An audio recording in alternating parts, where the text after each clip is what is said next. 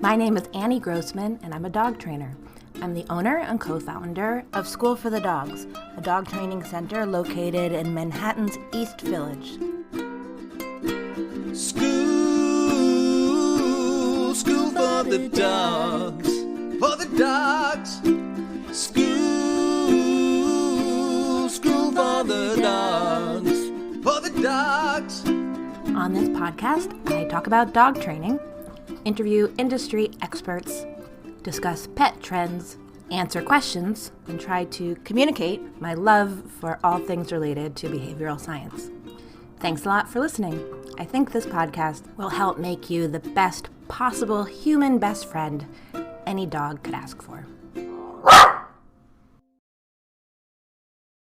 Ilana Alderman, I have tried so hard to get you on this podcast.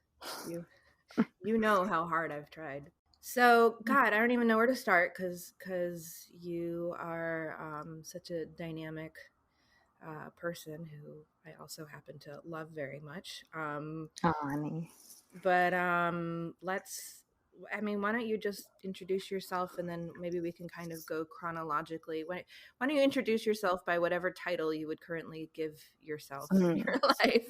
And then we could maybe work backwards or forwards from early on to now. to now.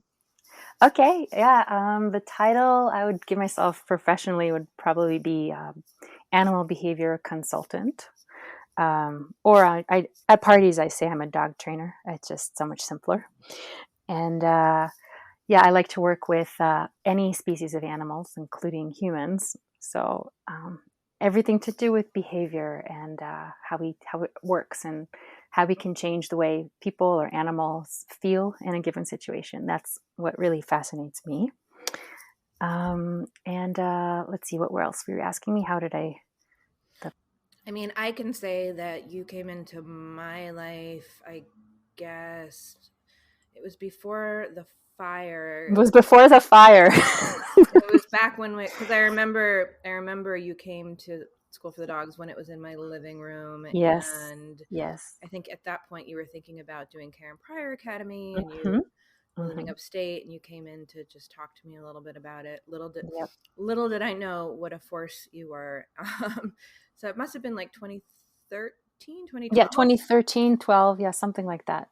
And I worked for you. Yeah, and then you worked for me for a few years before you moved to Colorado, and then you continued to work for School for the Dogs, really building out our professional program, a professional course, which is still in full force and lives atop the scaffolding you built.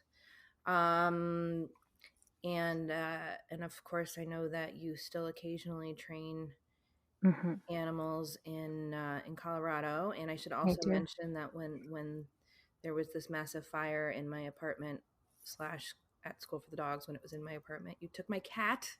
I did, Sylvia. Yeah, who has since passed on and was already then kind of on her last legs, but I was yeah, really she was for that. We still did some training together, some tricks. But you are someone, I think you know this about yourself, that like people refer to you as like some sort of Disney character. like you look kind of like an Israeli Snow White. and you Tan Snow White. Yeah, and you do seem to have this ability to talk to mice and birds and squirrels and such, like Snow White or Cinderella. And to me, you've always seemed like you must have like hatched from an egg. Like I can't. I know you're from Israel, and I know you were in the army. And then I know you made it to upstate New York because of family, because you're half American, half French, even though you were raised in Israel. But it's like I can't picture how you actually became the person that you are. You seem like an unrooted little miracle that somehow appeared in the world. So maybe you could talk about like how you first became interested in animals back in Israel, I'm guessing. if I had to pinpoint it, I'd say stray cats. That was my gateway drug.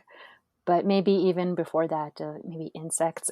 My mom was the kind of person who would like, don't step on that ant. Look at the cute little ant, kind of, mom. So I was always very aware of animals, loved animals. I was one of those kids.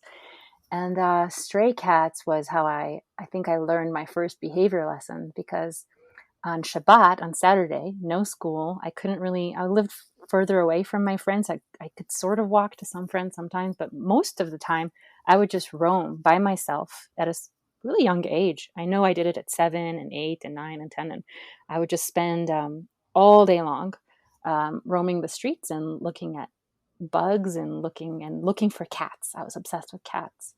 So I would take kibble from my own cat at home, and I had a very limited supply of how much I was allowed to take.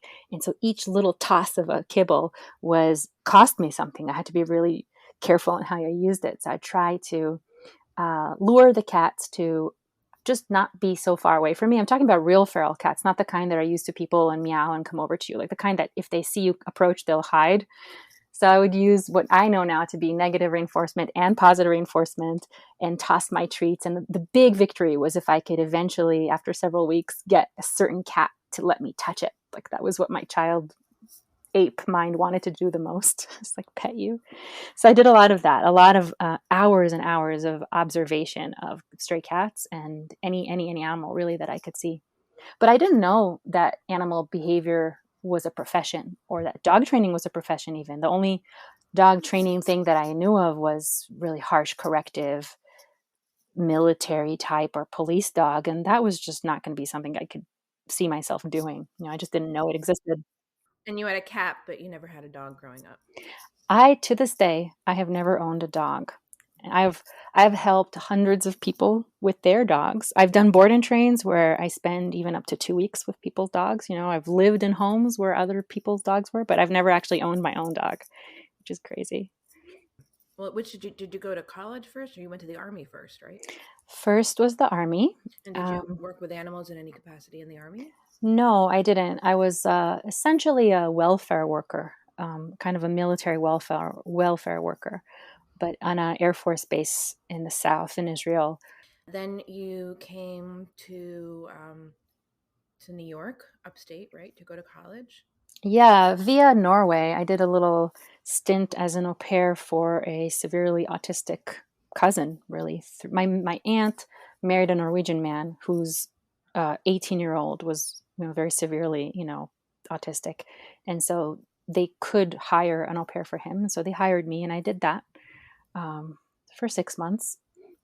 So there was some behavior exposure there as well, because my aunt herself, she had a child that had a form of autism. So she got into ABA, applied behavior analysis. Oh, okay. So that was my first introduction to the fact that it exists, that you could break down behavior into small pieces. But again, that just kind of stayed in the back of my mind and simmered. It didn't really go anywhere. Yeah. And then I came to the States. So how did you get into training then? So I did my bachelor's in the States. Basically, Karen Pryor is how I got into it. I read Karen Pryor's book, but the way I got to her book was after getting my degree in international studies. I moved back to Norway to work for my aunt at her business, and I was there for a couple of years. And while I was there, my uncle read Temple Grandin's book. I don't remember which one, but the one where she describes Karen Pryor and positive and negative reinforcement. And she says, you should read Don't Shoot the Dog because it's good. And I remember I've like a couple of weeks I let by, and then I just ordered it on Amazon. And when I read Karen Pryor's Don't Shoot the Dog, it was truly that classic Helen Keller moment of like, oh my God, I felt like a veil had lifted from my eyes. That all the things that I kind of had intuitions about, it just gave it this clarity of vision. Like it was just amazing for me. It really blew my mind. So I really wanted to do, I just wish that Karen Pryor had a course, a certification for animals, not just, dogs, but I don't know, zoo, sanctuary, something to do with other species. But the only program that she had was for dog training professionals, where you also work with a second species that's not a dog. So I thought, okay, I think I want to do that. I took that course.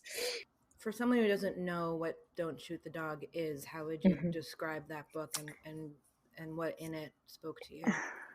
Well, Don't Shoot the Dog is often referred to as the Bible of dog training, of animal training in general. It really just breaks down positive and negative reinforcement in really simple terms, with good examples of real life. So it just how can you change behavior? It's an introduction to the science of behavior change. Essentially, is how I would see it. The only problem with Don't Shoot the Dog, I think, is that the title confuses people. Yeah, apparently Karen did not hates like the that title. Yeah. She hated the title. I mean, I'm so used to it I take it for granted, but I feel like if you heard the title without knowing anything about it, you'd think strange choice. But it makes sense, I guess, once you read it.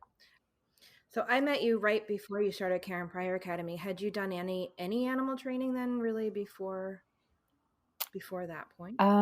Yeah, not really. I read Don't Shoot the Dog when I was still living in Norway. I thought I'd maybe moved to Norway, actually, at the time. And the dog that I was living with was the first dog that I ever trained, Tinka. I just taught her some basic clicker training from just what I got at Don't Shoot the Dog. Then I ended up moving back to the States to be with my now husband. And I really wanted to maybe take the Karen Pryor course. I wasn't so sure. That's actually his sister, Michelle, who told me, if you love what you do, you don't work a day in your life. That saying that people say. Mm-hmm. That was that last little push that I needed. And I decided to enroll in KPA. But before I did that, I wanted to talk to an individual, a human being who had actually been through the program. And the only person that I could find through anything in the registries was you. So that's when I reached out to you and you told me, come over and help assist in a puppy class. And came over. That's when I came to your studio for the first time. And I was so starstruck in a way. I was just like, this is so amazing. I was really dazzled. And you gave me the whole insider view of the kind of complete picture of how you felt about the KPA program and what you got out of it. And your ultimate recommendation was go for it, And I'm really glad I did. I think it's an exceptionally good program. So it's kind of depends on what you put into it. I think that you can approach a program like KPA and get more out of it or less out of it, depending on your attitude and what you, how you're approaching it. If you want to master a new skill or if you're there to just tick off some boxes. There are a lot of different ways to graduate KPA. Yeah, I mean, there's definitely people who go into it after having decades-long careers as trainers, but you and I both went in knowing absolutely fresh. Yes, I came in absolutely fresh. And I actually it's a 6-month program, and I think I'm still the record holder because I finished it in 7 weeks, minus the assessments and all the hands-on stuff. But I finished all of the stuff because I was so obsessed with it. I dove right in. This was amazing. I just ate it all up. I was completely self-directed, self-motivated. I wanted to absorb it all. And for my second species, I chose a fish. Most people had like a cat, So I trained. So before I worked for you, I had actually trained Tinka the dog, a little Yorkie that I was doing dog walks for at one point, and a fish. Those were, and the fish actually got me into a apprenticeship, not apprenticeship. What do you call it? Internship. Got me into an internship at a little zoo, a little AZA accredited zoo that was near me. And I was at the zoo for a year almost. So that's when I got to have opportunity to work with a lot of different species. They were very kind with me, very generous with me. I just had keys, like you can't go to the wolves because they're potentially tagged for re-release, and so they shouldn't be habituated to people, but you can pretty much do what you want. Wow, you were given keys to the zoo. Yeah. So I know some people listening are going to have this question, so I'm going to ask it. How and why do you train a fish? Or what do you train a fish to do? I read it, in Don't Shoot the Dog, Karen describes how she trained a fish to swim through a hoop. And when I read that in the book, I was like, I have to try that. I had to try that. That has to be my species. And I had this complete innocence of, well, Karen says you can do it. And it says you can, so why not? You could train an earthworm. I just didn't come to it. I didn't approach it with any kinds of fears so to me, training Erasmus was the same as training any other animal. You just had to cut your treats really small. Why? Partly just to see how it's done, to learn how to train in general. Partly because it's really enriching, I think, for the animal's life. Even if it's a fish, people underestimate the needs. I am convinced that fish have emotions, not just the sensitivity to pain, that they have some kind of form of emotion that I could really identify in my fish when I was working with him. So it does enrich a fish's life to do that. I've given several fish trainers and fish owners training advice with their own fish after this. And how just using this food, I used a flashlight as a marker for instead of a clicker, the way you would use a clicker for a dog. I used a flashlight, and I just used his regular meal, his regular pellets cut up into really small pieces. Did you feel emotionally connected to him through training him? I was in love with that fish. Yeah. Yeah, Karen describes this in her book too. She says that it's impossible to not become emotionally attached to an animal when you work with positive reinforcement. It's just part of our wiring. I do something for you, you do something for me. This kind of back and forth that creates this relationship. I really love this fish. Yeah. Yeah, I feel like, I mean, I had Amos for 5 years before I really started doing any training with him. And, of course, I loved him madly before that. Yeah. But I feel like, The bond. our relationship became different after for the better, after we started training together. Mm-hmm. So you tell me about like some of the animals you worked with at the zoo, because I think one of the things that separates you from most dog trainers I know is that, kind of like you were saying, like your interest is in behavior, and I feel like, I see animal training all around us. I see how classical conditioning and operant conditioning is working on us. And I mean, I talk about that a lot on this Yeah, you podcast, do. Yeah. but I haven't worked with a whole lot of animals other than, I mean, I guess you could say I've worked with people, but mostly I've worked with dogs. I feel like I mean, I remember when one time you were helping me clean my closet, and you were like, well, one day I'm going to put up a website that's going to be, dog training, other species, non-human, and then there's going to be a section on human training if people want to hire me to help them do things like clean their closet. That's still Like, shelved there as part of like one of my future mini careers. I love helping people organize their spaces. Yeah, like I feel like you don't shy away from it. I feel like I'm always a little bit embarrassed, kind of, when people are like, "Are you trying to dog train me?" I'm like, "Yeah, but I'm worried about talking about it because you have to be people really. get offended." People really do get offended. I think you really walk the walk in that you have worked with many different kinds of animals, Mm-hmm. which is why I'm curious to hear about what you did at the zoo. Yeah. And of course I know, and we can get to this now, that dogs are not the main animal, or zoo animals are not the main kind of animal you're working with now. Yeah. But tell me a little bit about, your zoo work. Yeah, the zoo work was, I'd say I did a whole lot of things that are practical for the animals, like scale training. I did a lot of scale training for a lot of different animals, especially the ones that were fearful. For example, What's scale so training? one of the main ways, weighing an animal, just weighing an animal voluntarily. Okay. So Like the scale they go on to. yeah, Sorry. and a lot of animals might be completely fine with it, but some animals are really fearful. So if you need to take, like the ringtail lemur needed to go into a crate, and then you weigh them in the crate, and then you take them out and you weigh the crate, and that's how you know how much the lemur weighs. And keeping track of an animal's weight is one of the basic ways that a zookeeper can assess kind of any kind of trouble, medical issue that might happen if you suddenly see a little bit of a weight drop or something like that. So it is important to be able to keep a weight on an animal.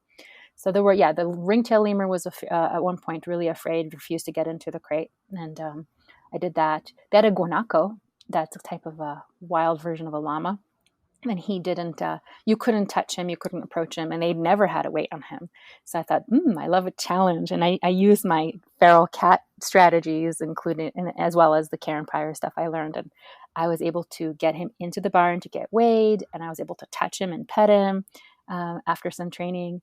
The Kia parrot that had some behavior issues, like just a lot of different practical things. I'd say that my passion in whatever animal that I work with, I really like to take a stressful situation, something that the animal would really want to avoid, sees the first cue of and becomes afraid and doesn't want to do it. and then turn it into one of their favorite games. And that's something that you can do easily, I think, relatively in a zoo because the environment is so controlled. Like they're pretty much there and they have food, and so you really can control a lot of the reinforcers. And if you have like okay, every week or every 2 weeks I get weighed, and that's this big negative stressful part of my life that I just kind of go through. If instead it becomes, oh, this exciting box of thrills and wonders that I get into, and I get craisins, and it just completely transformed, I think, their life in general. It just gives them such a great experience. And the same with dogs too. I never had a particular preference for dogs until I started training dogs. I always loved them, just as much as I love any animal. I just think they're great. But as I worked with dogs, I really did see that they're an exceptional animal. They have evolved to work really well with us. So I suddenly got it, like why people loved dogs. So I really, really love dogs now. I really got an appreciation for that. And the same is true when I become a mother. I really tended to approach each animal that I met as, okay, who are you? Let's see. I don't think I'm innately superior to this particular animal. I'm just a different species. I just really looked at them at eye level and saw all animals as basically have different strengths and weaknesses, and they're all fascinating and wonderful. But it wasn't until I had a baby that I realized, oh, we are a really, really exceptional animal. Like, we are amazing. We learn so quickly. I understand human exceptionalism more now than I did before being a mom. You went to Karen Pryor and you've done so much hands-on work yourself. Before we get to kind of what you're currently doing, what would you say has been what kind of resources have you tapped into? What kind of your education has been very much self what do you say like Self-propelled, self-propelled, self-directed. self-created, self-directed. That's what I was thinking. Yes. Oh, yeah. I did have another influence. So when I finished KPA, and like I said, I was one of those students. I was really into KPA, like I told you before. And Steve, you had Steve Benjamin as your instructor too, and he's a very laid back guy. He's great, but I think he'd be the first to admit we're very different types when it comes to this type of thing. Like other students would come with Post-it notes that they scribbled stuff on, and I had a folder with printed out colored charts with rates of reinforcement. Like, I was really into KPA. And when I finished KPA, I wrote Karen and I asked her, what's next? Like, is there some kind of way that I can apprentice someone? Because I felt that I really needed hands-on experience, seeing people. I told her I did this year at the zoo, I finished KPA, what should I do next to really learn from someone? And she said, you have everything you need. Don't look for more experts. Don't look for more gurus. You have the technology. Just go and apply it. But she did say that if I do want a course, I could take Susan Friedman's Living and Learning with Animals, which she teaches online. And so I did that. And that was a second whoa moment for me, because that was the very first time I ever encountered the idea of antecedent behavior, consequence, that behavior science notation. I had never heard of that before. And so that was very eye-opening to me. I liked the clarity of that as well. I felt that really gave me a lot of good tools. She had you could listen in on the call like two different, like Tuesdays or Thursdays. So I'd listen to both. And then I would listen to the recording again, of course, at double speed, because Susan Friedman talks very slowly. So I'd listen to Tuesday live and then listen to the recording, and then the Thursday live and then listen to the recording. So, but other than those two, I've done some online courses. I read books on things, but that was really, I feel like I had the tools and it was just time to get experience. That's interesting, because I haven't done Susan Friedman's course, although I'd like to, and I feel like I've covered a lot of that information just in my own reading journey, whatever.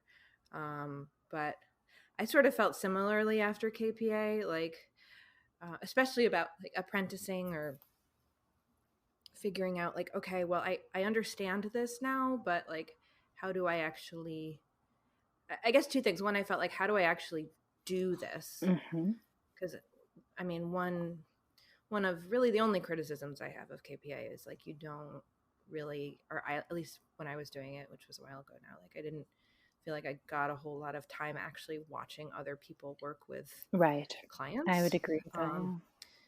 I mean, like I knew how to train my dog, but how to communicate that in a way to other dog owners to work with their dog, like that was really something for me, I just had to figure out on my own. Like I never had And any. that's what I love. There was no. Yeah. That's what I love about our apprenticeship program when we collaborated on that, is that I was teaching the theory and creating the course, and then the students in New York would do the hands-on and actually Right. shadow real trainers. Because it's one thing to understand the principle, and then you're tackled, like I said, I never owned a dog, and someone says, well, my puppy's barking. So like, okay, I can analyze this. I can do my research and kind of come up with an idea. But if I could sit in on a consultation with a trainer who just articulates a really good way of doing it, like that's so much easier than having to reinvent the wheel yourself. Yeah. Oh my God, I really felt like I had to reinvent the wheel, and I didn't feel like, at least in New York. I mean, I have to think it's different in different places, but at least in New York at the time, I did not feel like there were dog There was trainers who were nothing. like, No, it's you. It's all like, you. well, At the time. people weren't like, come learn with us. like it just Right. seemed like Right. there was no one to literally apprentice with. And the other thing, which you I think also hungered for, was like, I mean, I think you're more of a school nerd than I am. Like I definitely did not go to my sessions with Steve Benjamin with like folders of notes or post-it notes.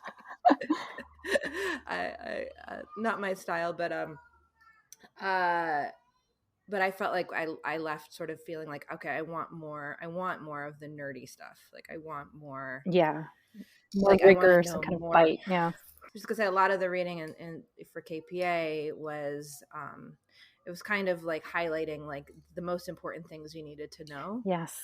But I was like, but I want to know like the origins of this stuff, and I Mm-hmm. want to know about the exceptions, and I wanted like meaty books to dig into. Yeah. And Well, that too I, was I something would, I feel like yeah, I would say another common criticism I heard of KPA, which actually I want to defend KPA a little bit with that, but is that it doesn't go into behavior problems. And when you're a dog right. trainer, 50% of the time, it's a puppy who just needs the most simple hand holding to be an amazing dog. And 50% of the time, it's severe fear and aggression. And so in Yeah. KPA, they say, send them to a behaviorist. But to defend that as well is that if you really go into KPA with that hunger that I described, like there's so much, you're really primed. Like there's a little bit of learning that you can do outside to supplement that little bit of the aggression and fear. But the tools that they give you, how to break something down into approximations and train it properly in a sort of clicker training way, that's the same. That really does apply to a lot of the fear and aggression as well. Yeah, absolutely. You Um, just need to put in the years like, of how do doing I one, I apply think. this Yeah, before you can feel good about working with the with the other behavior on issue? a Yeah, basis. and they don't pretend that they're preparing you to be able to deal with fear and aggression. So you graduated KPA. What happened next? I'd say pretty close. Almost immediately, I started working for you. I had some clients locally that I started working with upstate New York, but mostly I would just take the train to New York and New York City, that is, and do in-homes for you for school for the dogs. That Those was were good. Those were good times. they were really good times. I got very familiar with the subway system. And then you broke all of our hearts and decided to move to To Boulder. Colorado. Can we talk about your baby mouse? I just remember during that period, one time I visited you when you were living upstate but coming into the city to train, and you were wearing this tiny mouse that was like literally the size of like my thumbnail, in a little pouch around your neck. Can you Yeah. explain what Yeah, happened? my friend showed up at my doorstep with two dying baby mice that he found in his car, and I was like, "No, I don't think I can do anything about this." But I couldn't resist. I tried to help them, and there wasn't. I don't remember why I couldn't give them to a rehab. But one died right away, and the other one, managed to keep her alive for, I think it was like 10 days. No, could it have been? I just know that I was up every 30 to 90 minutes feeding this baby mouse, and I started to have auditory hallucinations. It was great preparation for having a baby. And then she died, and it was really sad. But it was pretty wild that, I mean, even to me, that somebody would take on the task of trying to be a mommy mouse, which is basically what you were trying to do. I felt sorry for them. I wanted to try. I really don't remember. I think I had contact with rehab that told me what to do. It was a long time ago. And you were like, I remember you were like agitating the mouse's tummy with a Q-tip and its anus with a Q-tip, right? Yeah, like to imitate the mother licking. Yeah, to stimulate the. We're only telling this story because I want to illustrate what a incredible animal person you are, that with the extents that you go to. Yeah, at the time, I was also volunteering at a bird sanctuary, like a Audubon type of. Well, it's an Audubon, and over there were a lot of baby birds that we would kind of stimulate as well and feed, and did some work with their birds of prey as well. And then when you moved to Colorado, I know you were training the squirrels outside your door, right? Caveat is we should not feed or befriend wildlife for their own benefit, but these squirrels were already extremely sassy. Like the first, when I moved there, like the next day, we're still putting things in the apartment. A squirrel just walked into my apartment. Like they had been fed since they were babies by humans and even taught to get into the apartment. And I found out that one of the neighbors had been letting the squirrels in. So I felt that gave me permission, since they were already super habituated. I had 3 that I focused my attention on. And one of the fun things I trained them to was to ring a doggy doorbell. I put the doorbell outside, close the door. And if they rang the doorbell, I would open the door and toss them a nut. Mm-hmm. And it just never it would just make me laugh so much. Like I would hear ding dong, and you'd open the door, and there's like a little squirrel, and they have attitude. Like I always imagine their inner voice being kind of like cussing at you, like, "Where's my freaking nut? Bring it fast!" Like they had such an attitude. It would just make me laugh so much. And I taught them to, jump into a box and out of a box. And one of them actually got really hurt on his leg, and they looked really bad. So I taught him to. I trained him to get into a crate all the way to door closing and exiting the same way you would do with the dog. And that took some time, just in case he needed it. And then he just disappeared. And he came back like a month later, almost 100% healed. So I think it sorted itself out. He went to maybe the squirrels have their own hospital that he went to. Yeah, he just went there. He checked himself in. There were a bunch of fun things I did with the squirrels. It was so much fun. The time that you have before you have a baby is like an infinite ocean of. It seems like an infinite ocean of time. I know what you mean. Yeah, and I had mice back then too. I had like. You didn't just have some mice. You had like a mouse condo. It was not a condo. It was bigger than that. It was. We called it Mousetopia, and I would just build all these creations out of cardboard tubes. It's on my YouTube at Born to Behave.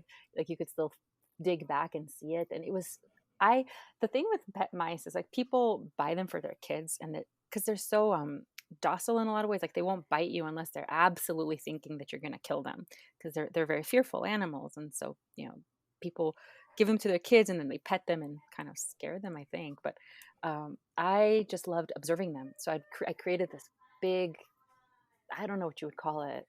Well, it was like a Billy bookcase, right? It was big. Yeah. Well, that was later. Like an IKEA bookcase.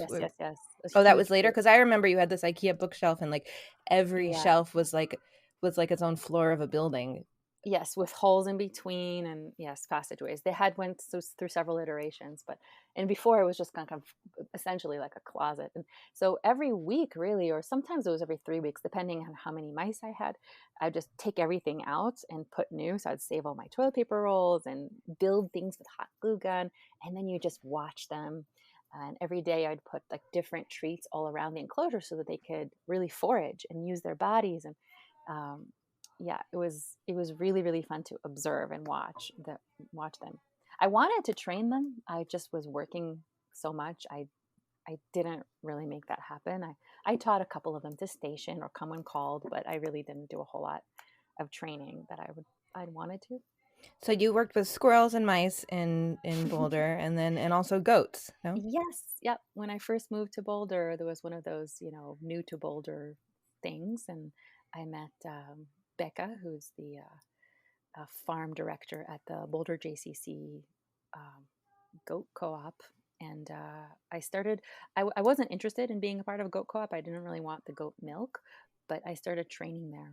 And then they ended up hiring me to do some basic training. And then since now I volunteer at it really, but I was doing hoof trimming, voluntary hoof trimming. I trained goats um, to trailer load, go into a trailer in like 7-second flat. They would all run in and you could close the door. It was like completely voluntary. And then also teaching goats to be comfortable being milked for the first time. It's even the most docile, easygoing goat. Like the first couple of times, it's kind of weird for them. Um, and some of them are much more spirited. Like the goat herd that we have there now, they're mostly genetically Nubian. And if anybody knows about goats, like they are a little bit more, you know, spirited.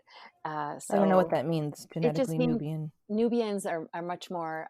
They're much more vocal. They have the big floppy ears that look like bunnies, and they're more opinionated. They could be more. I don't know. They're just less docile, less what they would call submissive. So there were some issues with some goats. Like one goat didn't want to refuse to jump on a stand because she didn't want to be hobbled and milked, and it was just. And then I worked with her. Vashti, and she ended up being the best milker that we had there because it's very difficult training goats in a co-op because you have like 25 different hands putting their hands on the goats. Mm-hmm. So you have to go to the least common denominator and like really work it. And so depending on how much availability I had in my schedule, it was kind of how much success I had really. But yeah, And I you did a also lot of work with goats. Mm-hmm. you have taken dog clients in Oh Colorado. yeah, I worked full time for the first, I don't know, however long before I got pregnant. I worked until I was 8 months pregnant. And how would you say your Colorado dog clients differed from your New York clients, if at all? That's an excellent question. I would say that the human beings were very similar, but the dogs are just so much happier here. I had a Mm-hmm. hard time in New York because I've come to think that big cities are just not appropriate for dogs. That's a terrible thing to say because of course you can, maybe small apartment dogs, like the little small breeds they have more in Asia or here too, but like the smaller breeds that if they're well socialized, you can exercise them well and you can give them mental stimulation. There's a lot of a substituting that you need to do in order to satisfy a lot of, and here you just take them to a trail and you don't need to create food puzzle. Of course you can and you do and I tell them to, but you don't need to. The dog can sniff things and run and play and do all these very natural things that you can't take him to a dog park and expect to have that same. Yeah, when you walk around the street as a dog trainer who understands behavior and body language, it can be really hard because you see dogs that are just unhappy or stressed. They're sniffing the floor. It's you'll see the occasional bomb-proof, like happy little pit bull who's just like, woohoo, I'm walking around the street. I don't care about all the noises. I'm just a happy-go-lucky, like a kind of dog who will be happy anywhere, will be happy in New York City. But I'd say that it's hard. It's really hard. If you are a dog owner in New York City, you have to proactively create stimulations that would substitute for what your dog would naturally get if he was a country dog. Yeah, it's like in some ways you have to become a dog trainer, I think, for a lot of dogs in order to give a lot of urban dogs a good life. It's not so easy Well, I'm and not saying straightforward. don't own a dog. You shouldn't have a dog in the city. I'm saying you should know what you are taking on, the responsibility of the kind of thing that you need to do. Like, don't get a hunting dog. Don't get a working breed because they're gonna go insane. Like it's really there are really happy hunting and dogs in New York City, but their owners have done so much work to make that happen. Actually, I think the same is true for children and babies as well. I think it is harder in dense urban areas and some things are unnatural in both locations, just part of our modern lifestyle, I think, is unnatural. Like the fact that most of us are just a mother, father, or just a mother and a small child, where I think the natural way for human child to grow up is with at least 15 adults that really love them, that have known them since baby, close kin. We don't have that, I think, for most children growing up, whether they're in the city or not. So like that's an area that I think is a real deficit Mm-hmm. today. Well, Just when you look at our B.F. sense of Skinner's idea species. in Mhm. In Walden Walden. 2 is that he's like pro teen pregnancy. I know.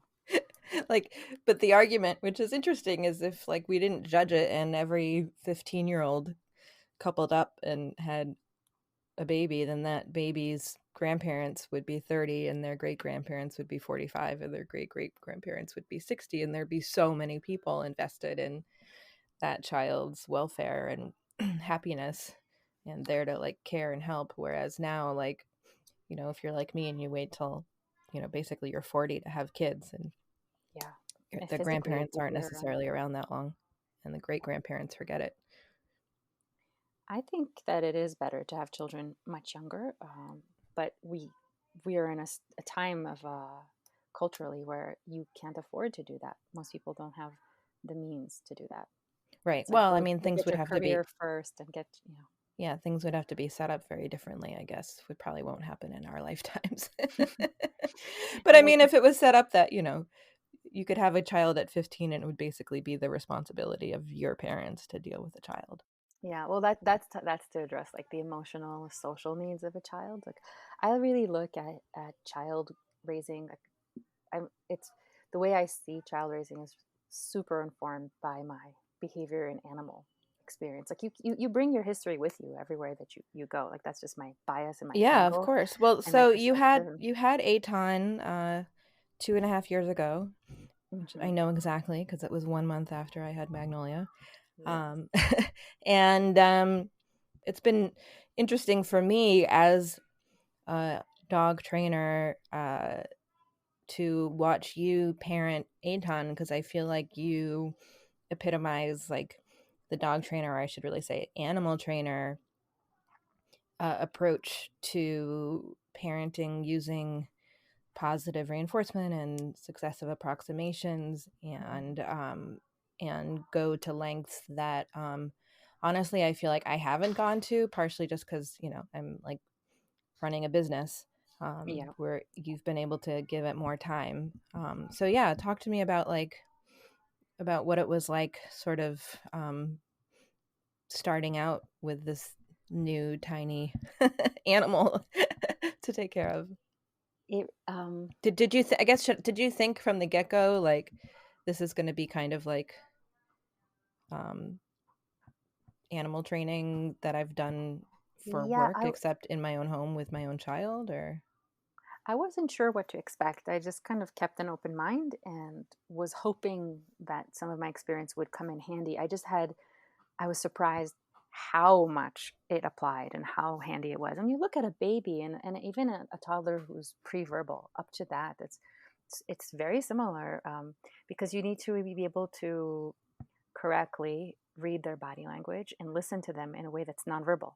I think there are a lot of people who are become very confident and comfortable parents as soon as the children start speaking, because suddenly they're like, oh, your tummy hurts, oh, you want this, like it's just everything kind of evens out for them. Whereas before, I have feedback from some friends that have babies around my same age. It's like, I just don't know what he wants, I don't know why he's crying, I don't know how to stop it, I don't know what he wants. And I think that I had an advantage there because I could really read the body language. Like I never wondered what he wanted. Sometimes I couldn't give it to him, sometimes he was just uncomfortable, but I really can't say that I didn't know what was expected, what he was hoping for, what he want, what his little, consciousness or desire, what do he you think needed. that's because you're just so tuned into Yeah, I do reading think body so. I do. language, I or do think it has to do with emotional states and body language and behavior, and really seeing the connection between, the context of what's going on, what happened before, what happened after. And for me, it was a bit complicated, the situation with Aton, because thank goodness it's not severe, but he's had a number of medical issues that I've had to deal with and still have to deal with. And so it has affected like the way I parent him. Eitan suffers from, well, there's no real people, doctors really don't really know what it is, but they call it involuntary breath holding spells, which is just a term for, we don't know why this happens, but it's probably harmless, where he experiences sudden physical or emotional pain. His nervous system kind of like glitches because like this, the signal is too intense and it just glitches and he stops breathing. And eventually it's grown to the point where he'll, pass out. The nervous system will just have him pass out. So if he gets really upset over something, which toddlers get upset, he can just lose consciousness. And lately it's turned to seizures as well. So he'll have yeah, it's really, really horrible. So the first few times you're holding your baby in your arms and they're blue in the face and they literally look like they're having a heart attack and dying. And I've had that happen hundreds of times. And it's just really traumatic. It's traumatic. There have been a lot of really traumatic situations with it. Plus, he was premature. There were just a lot of issues. So for me, as a trainer, I felt like I had a bit of an advantage, at least with the emotional part. Like for physical, I can't always control, is he going to bang his head on something and have a spell? But I can set up the environment to have fewer meltdowns, tantrums, and like the discipline side of things. I've only had him have a spell twice from emotional reasons, and that's it. And I know he's close sometimes, but that's given me a lot of strategy. So that it has informed the way I do things. That I've always wanted to be the kind of parent who will brush the child's teeth with zero stress, without pinning them down, without forcing it, But if he hadn't had the issues where the stakes are so high, I probably would have pinned him down and just done it, because you're so overwhelmed, especially as a first time mother with so many things to do, that you just like, you know what, I just have to get this done now. And you're frustrated. But for me, like, am I willing to have him potentially have a seizure right now? No. Is it good? Is it worth it? No. So I'm much more careful about certain things. And because of it, I'm in some ways more successful with certain things. That's So interesting thing that life has handed you a situation where you have to do positive reinforcement or else. Yeah. Well, tell me about I think before you were doing cooperative care, you were first focusing on enrichment. Yes, that's one of my passions for every animal. And so it was very natural for me to immediately do that. I also was so in love with my baby and I just wanted to teach him and share with him the world. Like, so anything I did is an enrichment opportunity. Like I ate an orange and he was like, I remember this vivid moment with the orange. It's like I let him smell the orange as I was peeling it when he was a really small baby, just like 3 or 4 months old. Like it was definitely 3 months after, it was 3 months before he could eat. And his like expressions on his face when he would experience a new scent. And I love enrichment.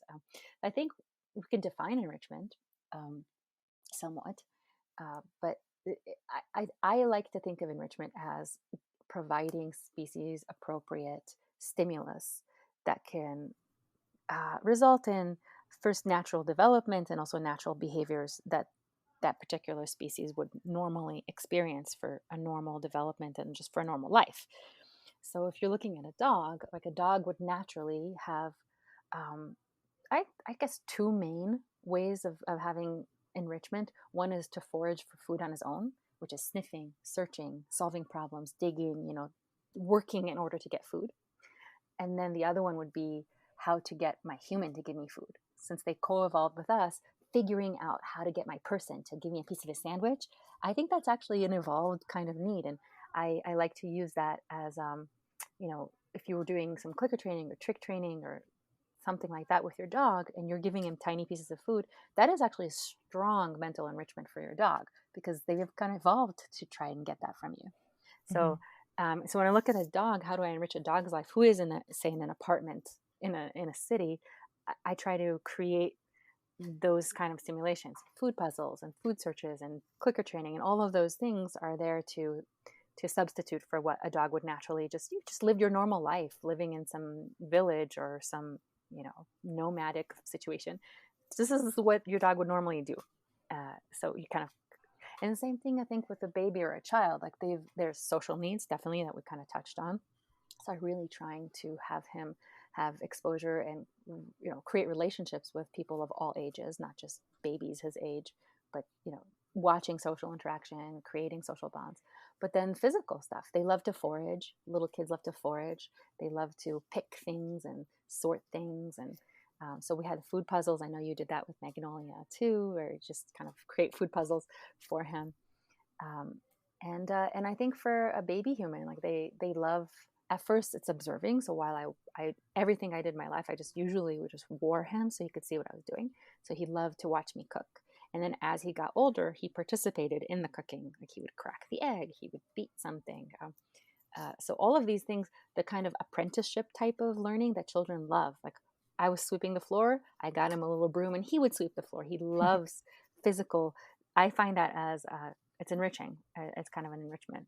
So, and it's really fun for me to create enrichment opportunities. My Instagram has a lot of examples at baby_enrichment. Just things I've done with him. Things I've done with him from probably 4 months old. I don't remember, maybe 8 months old. You're also just so good at you're good at seeing enrichment opportunities, I think, where I wouldn't. I mean, for instance, it looks like every box that you from your Instagram, at least, it looks like every box that gets delivered to you, you're able to figure out some way to make that into some kind of interesting toy for him. My favorite go-to super easy enrichment idea for a parent would be any kind of treasure hunt searches appropriate to whatever age that the baby, child, toddler is. I only have experience with age 0 to 2.5, since my son is 2.5. So that's the only real expertise-ish answer I could give you. But I'd say, like, you could start with a very simple food puzzle for a baby who's just starting to eat something with like little, even if it's a Cheerio, and you could use a food puzzle like you and I have done, or any kind of way that the baby needs to kind of forage, to do some kind of action in order to receive food. So you could just take like a towel, put a Cheerio on it, show it to the like the 6-month-old or 8-month-old. 9-month-old, and then fold over the towel, and then the Cheerio disappeared. Open it up, close it again, show it a few times like that, and then the baby tries to get that Cheerio, for example. That's like the cheapest, easiest way that you could create some kind of action for them to get food. I find that toddlers love to pick their own and get their own food. It's really fun. And then it can advance. So when Eitan was a little bit older, I started doing food searches for him, where he'd have, maybe 5 blueberries locked up in a tin box, and then he'd have to unlock it with a key. And then I start to hide the key in another bag. So I have to open the bag to get the key to unlock the box, which, obviously you can't do something like that with a dog. This is the advantage and exciting thing about working with a human, that they're so smart. And you just go at the level of your baby or child. You don't want to frustrate them. You want them to be able to succeed 99% certainty. Like, I know he's going to get this. But then you can increase the difficulty level. So I would have 2 different box and bag inside of the box, and a bag inside of the bag, and different snaps that you have to work to open to get the key, to get to another bag that you open to then unlock the box and get to the blueberries. And you could see it in my Instagram. Like, he loved those. He would get so excited to be able to do those. And now we're starting to do the thing where I'm starting to do a thing where I'll draw a map. Like, say I'll draw an area of the room that has certain stuffed animals in it. And in the drawing, I'll draw the treats, usually some kind of chewable supplement he has to take anyway. And I'll draw the treat, say, under the lion. And I show him, look, there's a candy over here under the lion. He's thinking about it so hard. And he goes to the wrong place. And then he figures out to go from the map to the candy, or to the key. So as you can see, you can make it as straightforward and simple as you like, or you can go ahead and make it more and more complicated depending on the age of the child. Yeah, any kind of foraging, any kind of looking for food and looking for a toy. If special, like let's hide. I used to have Petit Singe, his little baby monkey. That is the baby of his bigger monkey, and he would get hidden and stuff, like in a cup that's transparent cup, and I would put the monkey in there so he could see the monkey, but he couldn't get it. And so the big puzzle was to get Petit Singe out of the cup. Like that was one, and then once he could do that, I would put a little piece of cloth on top. Look, he's there. Nope, no, he's not there anymore. Look, he's there. And it's like you're looking at really young baby age. And that's fun for me if you could hear my excitement. Like I really like creating that sort of thing. But it's so easy to do. Like once you figured hide it, find it, babies love those games.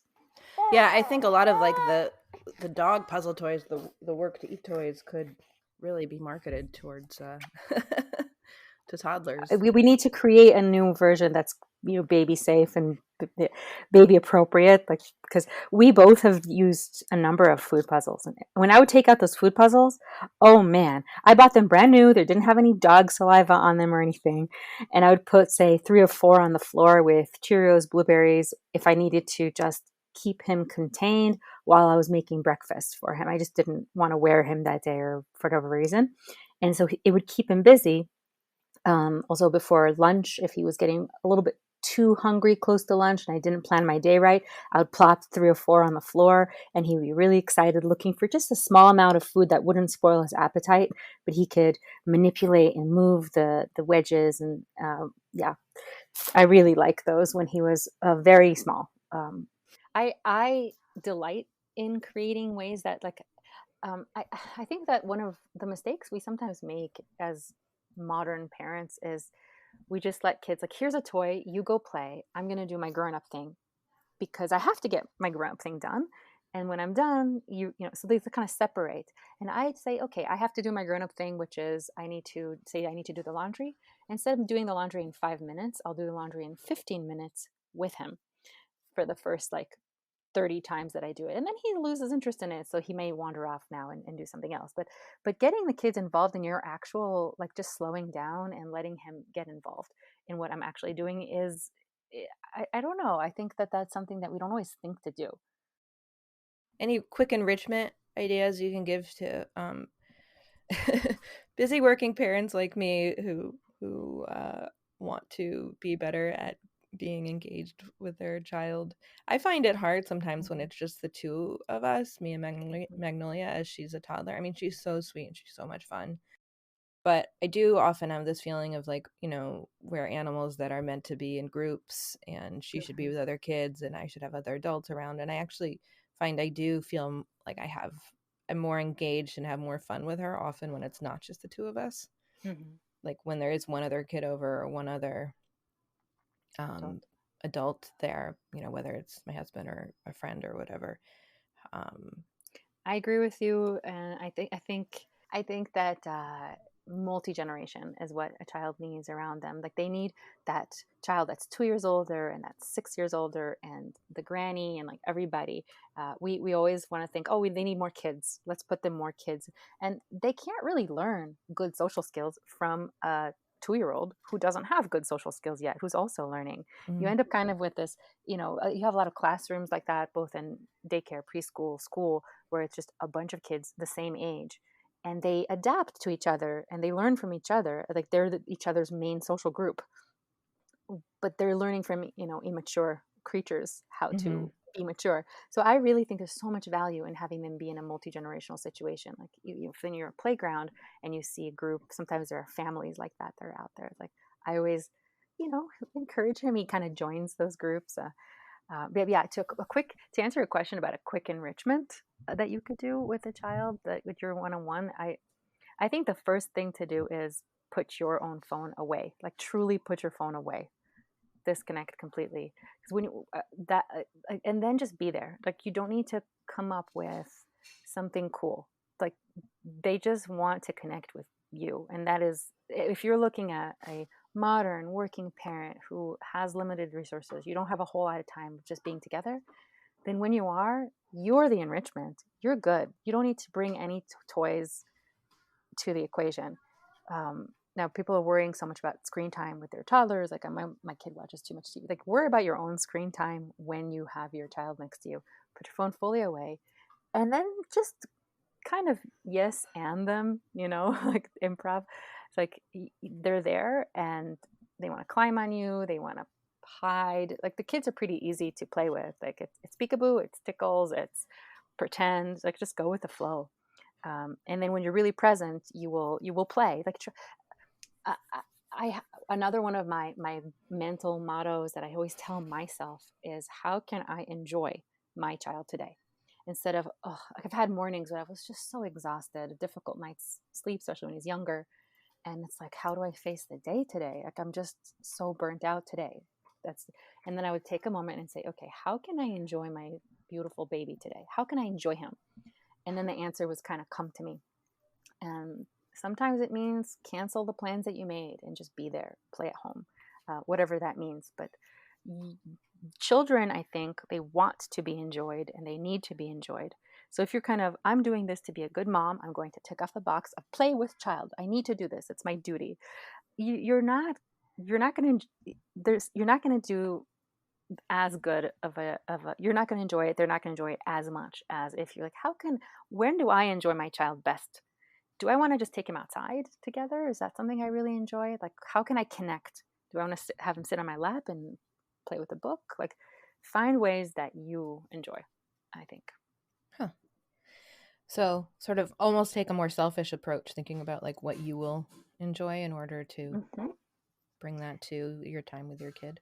Yeah, and some of the housework kind of started like that, where I thought, I want to be engaged, but I also really want to have dinner ready later. So I would think about that and like, how, can I make this into a game? Can I make that into an activity? And I, of course, I'm very lucky that I'm able to stay at home with Aton. I thought that I would only do it for a year, but because of the health situation, like I actually can't put him in a preschool at this point, not yet. So yeah, like I have all this time that someone who is a full-time working mom, especially during the pandemic, you just can't. You don't have the same amount of resources, you know. So I think that you need to also just be patient with your own situation. You can't expect to be peaceful and, baking cookies with your child when you're just barely scraping by to feed yourself with your time allotments that you have. So I know that I'm very lucky there. Have you worked with him then with a clicker?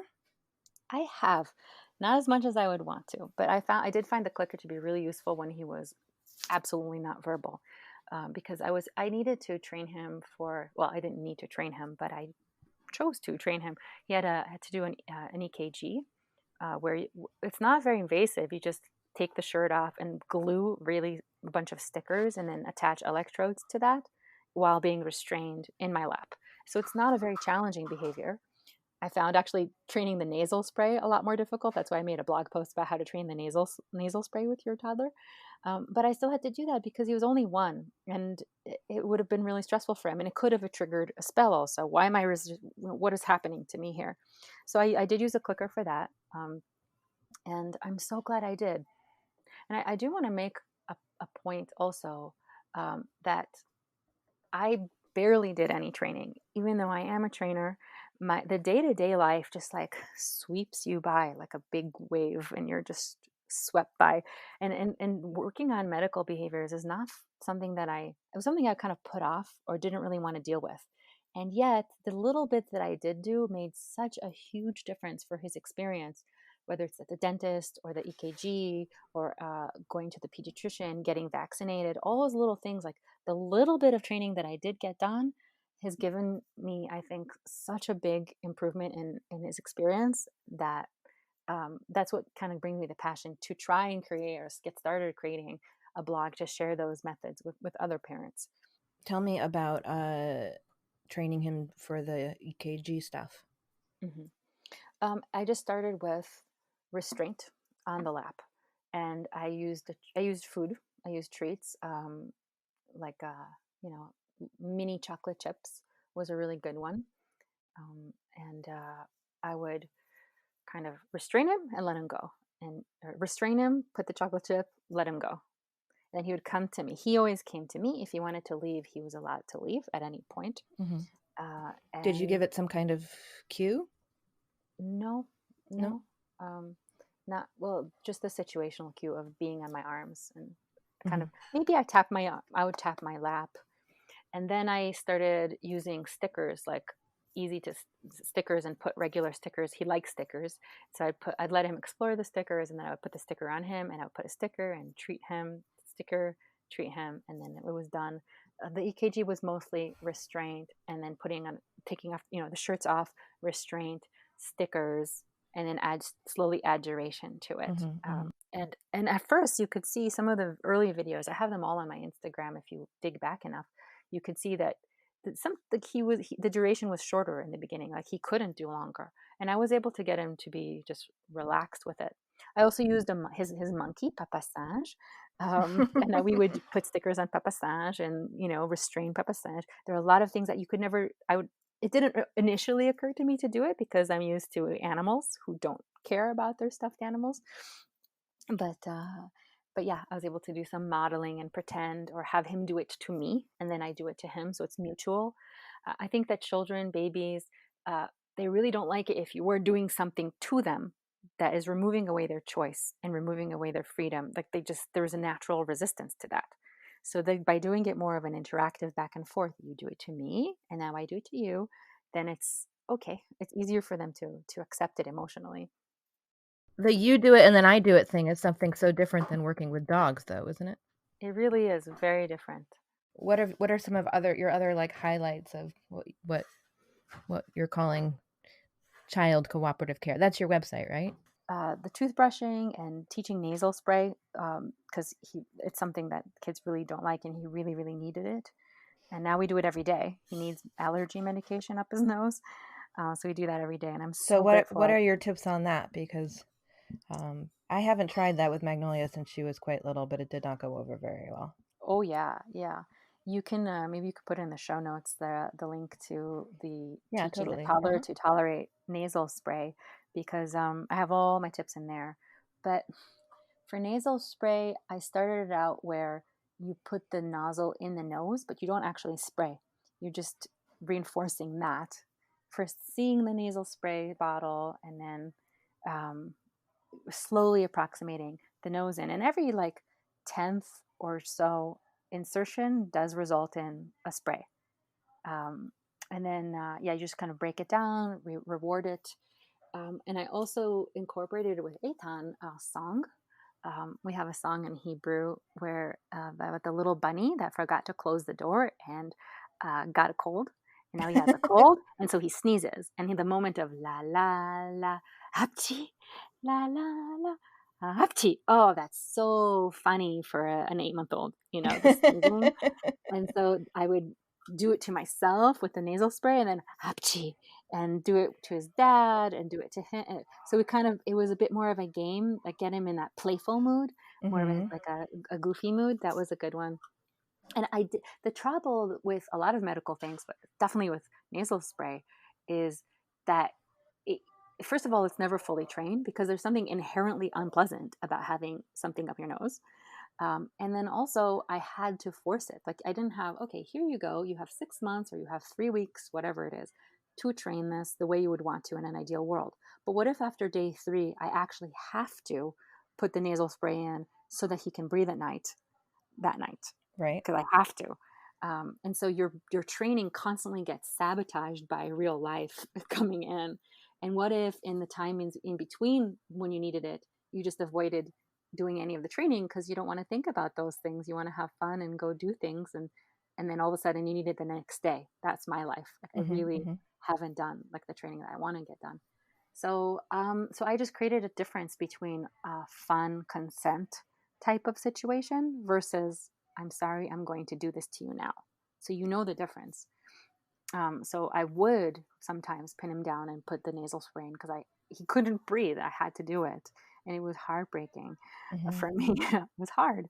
But then if it's a training situation, it's a play situation, I do not force it. Absolutely not. And I am amazed how much it worked, even though the training wasn't good. Like the training was incomplete and not as like gradual and consensual every step of the way I would want it. It still worked. It still to this day works. I think that cooperative care, um, it's like a framework, a mental framework in general of how your attitude towards parenting in general, where you're looking at the long term versus the short term.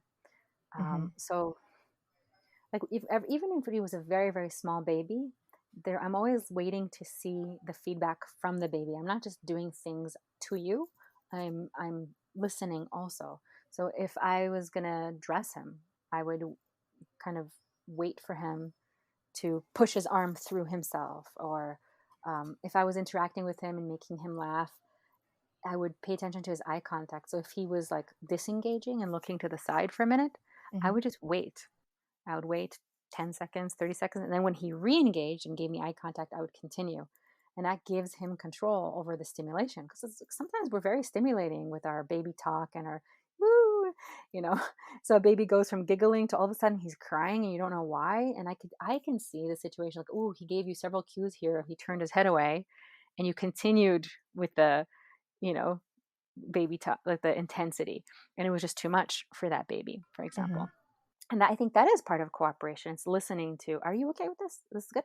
Another one that you wouldn't maybe think of as cooperative care would be like tickling. Eitan loves to be tickled, but Mm-hmm. it's a fine line because you could tickle torture a child or a baby, and I hate that. So I would show him I'm about to tickle him, and then he puts his arm out. And when he puts his arm out, I go and tickle, tickle, tickle. And if he takes his arm back in, I stop. Mm-hmm. So he has full control over stopping the tickle. And if you can stop the tickle, you tolerate more of it and you get to enjoy it without that fear of, of overwhelm. And that's just a small example. But yeah, Do you plan on taking this, to beyond your blog, like to actually help people in their homes with their children? I mean, could you I become might. a cooperative care professional in-home trainer? I don't know. I'm kind of leaving that open. I'm not sure. I mm, I have so much stuff recorded and pictures and things during from baby to now, but I haven't really had as much time to sit down, and I feel like I have so much content that I just want to, here's what I know now. It may not be perfect, it may not be the best, but it's probably two steps ahead of someone who's pregnant right now and trying to prepare. Like I have enough, I think, value that I wish I had been able to read about. So the first thing I think would be to just put down what's in my head into the world, just to provide value that way. Um, and then for actual training, like the sky's the limit. I mean, he's only 2.5, and there's going to be a lot of situations that he still has to face. He's probably going to have to face get more dental work. He's yeah, vaccines, but I need to train for that. And there are kids out there like who need really intense medical things, and there isn't that, like, I have a feeling that in 5 years, 10 years, the you're going to have dozens of blogs and videos that can really, really help parents who have babies, children who have to go through medical procedures. But I don't really see that exists quite yet. So I think there's a real need for that, because you're so helpless when you're terrified for your little child's life, or for their health, or even just for having a good night's sleep for them. Like, you're so afraid for your child, and so you really defer to the doctor. And the doctors, a lot of times, are very desensitized to anything that's to do with consent. Like, they're really much like, get it done. Get it done. I'm the professional. Go with it. And so you end up going with it, and then you feel terrible. Oh, I should have stopped that. That was good. Of course, that's necessary. But some things, if you were a little bit more of an empowered parent, you could say, no, I'm going to leave this dentist, which is what I did. I did not like one dentist, and I switched to another dentist who was willing to go with my crazy ideas. And she's, What do you yeah. mean? So I had, Eitan had 2 fillings. They're not technically fillings because she didn't drill, but he had 2 cavities, probably because he's a mouth breather, especially at night. And so there's saliva. And anyway, and I came to a dentist and I said, look, I don't want you to force him to open his mouth. Like, he needs to open his mouth for you. Even if it takes a couple of visits, I'm willing to pay and come a couple of times to get him comfortable. And she just wasn't able to do it. She wasn't, you can see that she's like, okay, you're a crazy mom. Didn't I feel like I remember, didn't you have some questions like that you were asking dentists before you went at all? Yeah, and that's another thing that a dog trainer would also tell you. Like, if you're going to go find a dog trainer, you have a few questions to say. Okay, what if my dog does something wrong? What will you do in a session? And then the answers that the trainer will give you will kind of clue you in. Do I want to hire this person, right? So I called a couple of places, and at one place I asked, okay, what if my son doesn't want to use, the dentist says, open your mouth, I want to look in your teeth, and he refuses to open his mouth and turns his head. What will the dentist do? And so the receptionist answered, well, we'll try to get him to open their mouth. But if he can't, then we'll just ask the parent to, kind of like hold the child and like hold their head in place. And we'll just kind of pry their mouth open and basically force it, right? Which, if it's an emergency, absolutely, you got to do what you got to do. But this is just like a 1-year-old first visit, like, take a look in your mouth. Like, so then I called another office. This is Dr. Jen um, at Rock Pediatrics in Boulder, and she's like, the receptionist said, we know she has a really good way with children. If she can't get him to open his mouth, they'll just do a friendly visit and try again next time. And you were like, that's the right Perfect. answer. Thank you. Right? And it's an attitude difference. I totally understand the dentist who's just like doesn't get it. And there's a very big difference between a 4-year-old and a 1-year-old. And because they can't express their fear, and 2 days, like, when you leave the office, they look perfectly happy-go-lucky, so they just got over it. You're still doing something when you are scaring a child or forcing them to do a restraint that they're just not comfortable with. There is an impact, I think. It just depends. It really depends on the situation. But if you can do it in a way that's force-free, then do it. When it comes to behavior in kids, of course, there's like applied behavior analysts, but I think it's usually brought up more with kids when there are developmental issues with the kids, and Right. not usually thought of as like just an approach to parenting that can be as natural as, as breathing. I think it's coming. I think it's inevitably going to come. And when you're talking about behavior science, like, they're looking at, here's a behavior problem, let's fix this, right? But I think it goes beyond pure behaviorism, like, to a full whole child, kind of the way we approach a dog, right? Like, it's not, okay, the dog is doing a nuisance behavior. Here are ways to stop the nuisance behavior. But that's like one type of dog trainer, but you could be deeper than that. You could look at the whole picture of what's going on in the dog's life, and what are their emotional needs and physical needs. Like, we always address that with the client too. And the same thing with the child. Like we're talking about tantrums, for example. I know we're kind of digressing here, but with it, like, if you're looking at a toddler's tantrums, you have basically endless numbers of triggers. If you can't really train them all, I wanted the blue cup, not the yellow cup meltdown, right? That kind of thing. So I don't know about that. And so people thinking like, okay, here are some tactics. When she wants the blue cup, then I'll do this, or a kind of a redirect or whatever. But like, for me, it's more like, what is the state in which little triggers make him melt down, make Eitan melt down? And how do I avoid that to begin with? So, like, sleep. I don't wake him up. I'm very good with naps. Like, I make sure he gets a lot of sleep. Like, when he doesn't have enough sleep, or when he's had to be frustrated multiple times in a row, like have to go somewhere he didn't want to go and be told no many, many times, and he's tired, then every little thing could be a trigger. So I just change my schedule or cancel things, or make a point of setting him up for success in the first place, so that he's well rested, he's had a lot of yeses, he has a lot of opportunities to do his natural behaviors and the things, and then he's so much more resilient in situations that would otherwise, in another state, make him melt down and be upset.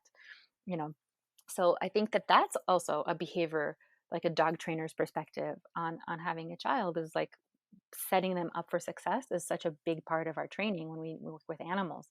And I think that really informs it. It's like more than just, okay, let's clicker train a behavior, let's clicker train an open mouth, right? All right, I'm being herded by my by my tiny person. Can you say hi to Ilana? Can you say hi, Ilana? Say hi, Ilana. Hi, Magnolia. Hi, sweetheart. You're such a sweetie pie. You're going to meet Ilana so soon. cute. Ilana and Achan are going to come play. We're going to hang out all the time, right? All right. Well, I love you. I'm so happy to know you, and I can't wait to see you continue to be an amazing parent trainer, let's call it, to Achan, and I can't wait to hang out with you soon. Thank you so much, Annie. I always feel like I could talk with you for hours. Thank you so much for having me. School for the dogs. Thank you so much for listening. And special thanks to Bill and Lizzie of Toast Garden for the amazing theme song. You can find Toast Garden at youtube.com/toastgarden. If you enjoyed this episode, please make sure to subscribe to the podcast and leave a review on iTunes. You can also support us by shopping at storeforthedogs.com, and you can learn more about us at schoolforthedogs.com. You can also connect with other listeners by downloading our brand new app. Just visit schoolforthedogs.com/community.